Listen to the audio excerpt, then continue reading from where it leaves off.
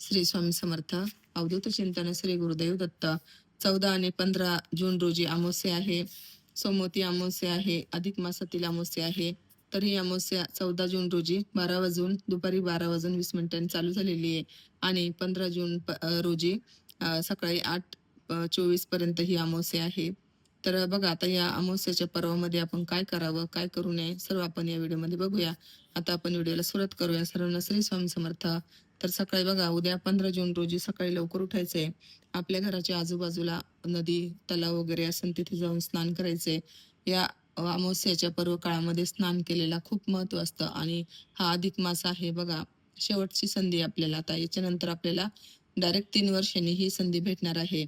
ज्यांना शक्य आहे त्यांनी नदीवर आणि किंवा तलावामध्ये जाऊन स्नान करण्याचा प्रयत्न करा. ज्यांना शक्य नाही त्यांनी घरामध्येच आपल्याकडे गंगाजल वगैरे असेल ते पाण्यात टाकून स्नान करायचे. ज्यावेळेस आपण तीर्थक्षेत्री जातो त्यावेळेस तिथून आपण एका बॉटलमध्ये ते जे काही नद्यांचं जल असतं ते भरून आणायचं असतं, जेणेकरून अशा जे काही पर्वणी असतात त्या म्हणजे त्यामध्ये आपल्याला ते स्नान केल्याचं पुण्य भेटत असतं. तर असं हे स्नान करताना पंचगव्य वगैरे तुमच्याकडे असेल तेही लावायचं आहे अमावस्येच्या दिवशी. याने आपल्या शरीरातील जी काही निगेटिव्हिटी असते ती दूर होण्यास मदत होते. तर अंघोळ झाल्यावर आता आपण प्रथम सेवा ही आपल्या पितरांची करायची आहे. पितरांची सेवा करताना पितरांचं आसन हे वेगळं टाकायचंय. आपण दक्षिणेकडे तोंड करून बसायचंय आणि आपल्या नित्यसेवा या ग्रंथामधील पितृस्तुती ही वाचायची आहे. ही वाचून झाल्यावर आपण पितरांना नमस्कार करायचा आहे आणि परत ते आसन जे आहे ते वेगळंच ठेवायचंय. ते आसन देवांची सेवा करताना वापरायचं नाही आणि हातपाय धुवून यायचे.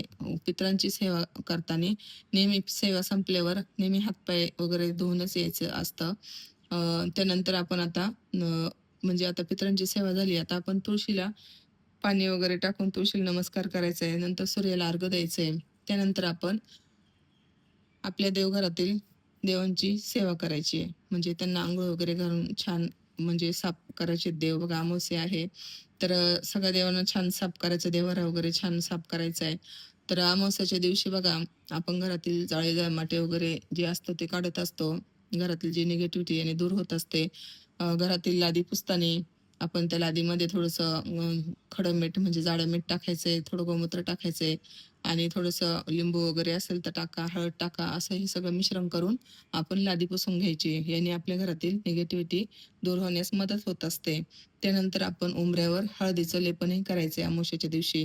जे काही ह्या पर्वणी असतात, अमावस्या, पौर्णिमा आणि अजून जे काही छान सणवार असतात बघा मोठे, त्या दिवशी आपण हळदीचं लेपन हे नक्कीच करावं. ज्याने आपल्या घरातील निगेटिव्ह एनर्जी असते ती दूर होत असते. हळदीमध्ये गोमूत्र टाका, गंगाजल असेल तर टाका आणि छान असं उंबऱ्याला हळदीचं लेपन करा. त्यानंतर आपण 12 वाजता आपल्या म्हणजेच परत कावळ्याला घास द्यायचा आहे. आपल्या पितरांसाठीच दही भाताचा घास द्या किंवा चपाती असेल तर चपाती द्या. जे काही तुमच्याकडं यथाशक्ती असेल तर ते पितरांसाठी म्हणजेच कावळ्याला तो घास द्यायचा आहे. सकाळी ज्या वेळेस आपण अंघोळ करतो त्याच्यानंतर आपण जे काही आपण पंचमहायज्ञ हा अमावस्येच्या दिवशी करायचा असतो. तसंच रोजच करायचा असतो. पण रोज जरी तुम्हाला जमत नसेल तर अमावस्येच्या दिवशी नक्की करा. पंचमहायज्ञ म्हणजे काय? मुंग्यांना थोडीशी साखर टाकायची चिमूटभर. एका कागदावर थोडंसं तूप घ्यायचं 1 थेंब आणि ते अग्नीला समर्पित करायचं. कावळ्याला घास द्यायचा, गाईला घास द्यायचा आणि घरामध्ये आपल्या एखादं छोटं बाळ आलं त्याला चॉकलेट द्या किंवा एखादा पाहुणा आला त्याला चहा पाणी वगैरे द्या. हा झाला पंचमहायज्ञ. अगदी सोपा आहे. जर रोजच केला तर खूपच छान, कारण याने आपला पितृदोष हा कमी होत असतो. तर आता यानंतर काय करायचं आपल्याला, देवांची सेवा वगैरे सगळी झाली आणि पितरांनाही नैवेद्य दाखवला. जमलं तुम्हाला तर अमावस्येच्या दिवशी ब्राह्मणाला ब्राह्मणाला हिरण्यदान द्यायचं असतं बघा. यामध्ये ब्राह्मणाला 1.25 पावशेर पेढे, दक्षिणा आणि जानवजोड हे द्यायचं असतं. यथाशक्ती तुम्हाला जमलं तर तुम्ही शिदाही देऊ शकता, कोरडा शिदा, ज्यामध्ये डाळ, तांदूळ, पीठ वगैरे, तेल वगैरे असेल तर तुम्ही देऊ शकता. रवा, साखर असं यथाशक्ती तुम्हाला जमेल तसं तुम्ही ब्राह्मणाला दान म्हणजे देऊ शकता. कोरडा शिदा हा देऊ शकता. तर त्यानंतर काय करायचंय आपण संध्याकाळी आता आपल्याला संरक्षण सेवा करायची आहे. अमावस्या म्हटली की संरक्षण सेवा ही केलीच गेली पाहिजे घरामध्ये. कारण पूर्ण महिनाभर याने आपलं संरक्षण होत असतं. अ, म्हणजे काही जण गोरक्ष चिंच बांधतात, काही जण कोळ्या बांधतात, काही जण ओसाला नारळ असतं बघा, डायरेक्ट झाडावरून आपण घेतो ते ओलं नारळ, तेही बांधतात. तर तुम्हाला जसं शक्य म्हणजे भेटेल तुम्हाला तसं तुम्ही घ्यायचंय. आता मी तर कोळाच बांधते. कोळा स्वच्छ धुवून घ्यायचा आहे बांधतानी. तो कोळा शक्यतो 8च्या नंतर रात्री बांधायचा असतो. तर कोळा बांधताना तो स्वच्छ धुवून घ्यायचा आहे, पुसून घ्यायचा आहे, देवासमोर ठेवायचा आहे. त्याला हळदी, कुंकू, अक्षदा, फूल, धूप-दीप दाखवायचा आहे आणि तो कोळा हातात घ्यायचा आहे. कोळ्याला विनंती करायची आहे, की "मी तुमची याच्यावर सेवा करते, तर आमच्या घरामध्ये जी काही निगेटिव्ह एनर्जी असेल ते तुझ्यामध्ये सामावून घे." असं म्हणून आपण त्यावर 11 वेळा कालभैरव अष्टक घ्यायचंय. 11 वेळा जमलं तर वल्गला सूक्त घ्या किंवा 1 वेळा घ्या. त्यानंतर शाबरी मंत्र घ्यायचा आहे. त्यानंतर नवरत्न मंत्र घ्या. अशी काही सेवा नवरत्न मंत्र झाल्यावर नवनाथांचा मंत्र घ्या 11 वेळा. अशी काही सेवा ही कोळ्यावर करायची आहे. त्यानंतर आपल्याला संरक्षण सेवाही करायची आहे. म्हणजेच पिवळी मोहरी हातात घ्यायची आहे. थोडीशी त्यामध्ये आपल्याला उदबत्तीची रक्षा असेल ती टाकायची, उजव्या हातात घ्यायची आहे.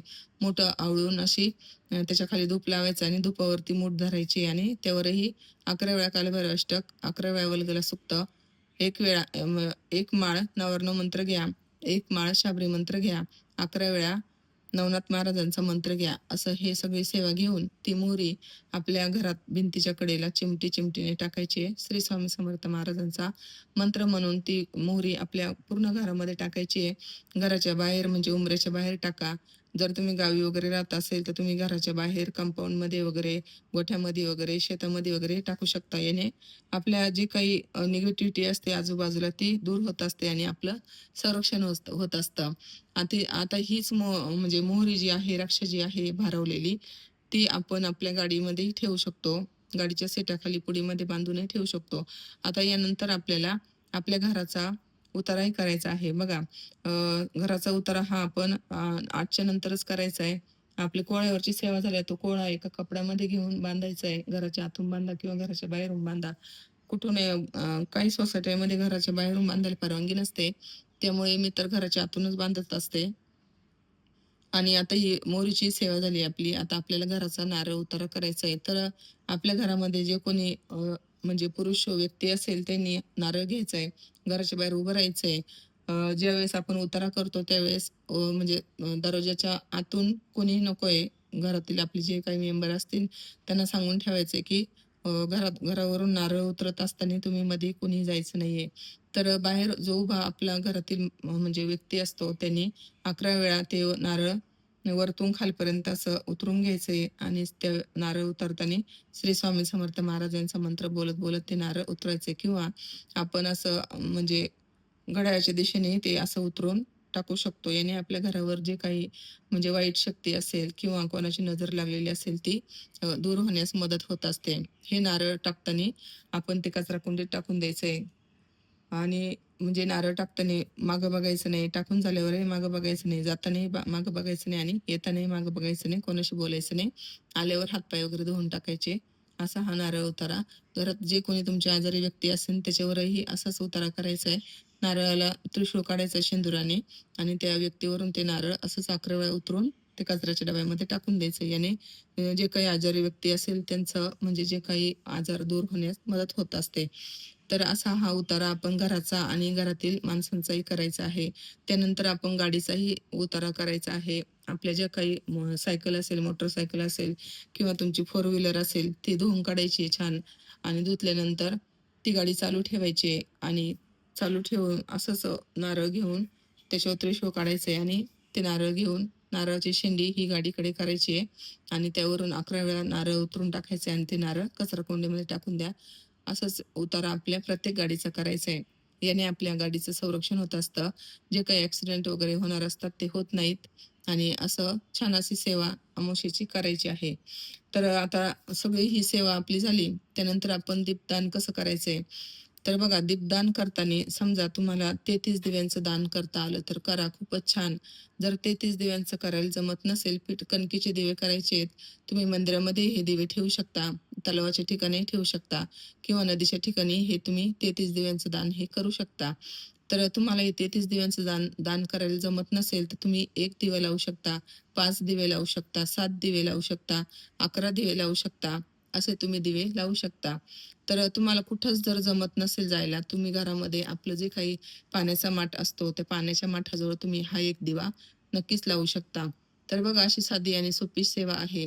या दिवशी पिंपळाच्या झाडाला सकाळी किंवा संध्याकाळी पिंपळाच्या झाडाजवळ संध्याकाळी एक असंच कणकेचा दिवा लावायचा आहे पिंपळाच्या झाडाला. म्हणजे या दिवशी हात लावायचा नसतो. तुम्ही लांबूनच अशी प्रदक्षिणा करायची जागा असेल तर आणि तिथं कणकेचा दिवा लावायचा. त्या दिव्याला हळदी-कुंकू व्हायचंय. त्यामध्ये काळे तीळ टाकायचे. तिळाचं तेल असेल तर टाका आणि तो दिवा प्रज्वलित करा आणि नमस्कार करा पिंपळाच्या झाडाला, की आमचे जे काही पितृदोष असतील ते दूर होऊ द्या. विष्णू भगवानांना नमस्कार करा. कारण पिंपळाच्या झाडामध्ये आपले पितरही असतात आणि भगवानांचा म्हणजे भगवान विष्णू यांचाही वास असतो. त्यामुळे असा हा दिवा तुम्ही पिंपळाच्या झाडाखाली लावा. पिंपळाच्या झाडाखाली झाडाला सकाळी जमलं तर पाणी टाका. पाण्यामध्ये तांदूळ टाका, साखर टाका, थोडेसे काळे तीळ टाका आणि हे पाणी पिंपळाच्या झाडाला अर्पण करा. अशी ही छान छोटीशी सेवा सगळ्यांना जमेल अशी सगळ्यांनी करा आणि आपला हा दिवस छान घालवा. आपले पितर संतुष्ट होतील अशी त्यांच्यासाठी सेवा करा. बघा आपल्याला मानवजन्म दिलाय आणि या मानवजन्माचं सार्थक करण्यासाठी ज्या काही या अशा पर्वणी येतात, त्यावेळेस आपण या सेवा साधना नक्कीच केल्या पाहिजे. तर या व्हिडिओमध्ये एवढंच. सर्वांना श्री स्वामी समर्थ. अवधूत चिंतन श्री गुरुदेव दत्त. माझी माहिती तुम्हाला आवडली असेल तर नक्कीच लाईक, शेअर आणि सबस्क्राईब करा. कमेंट करायला विसरू नका. सर्वांना श्री स्वामी समर्थ.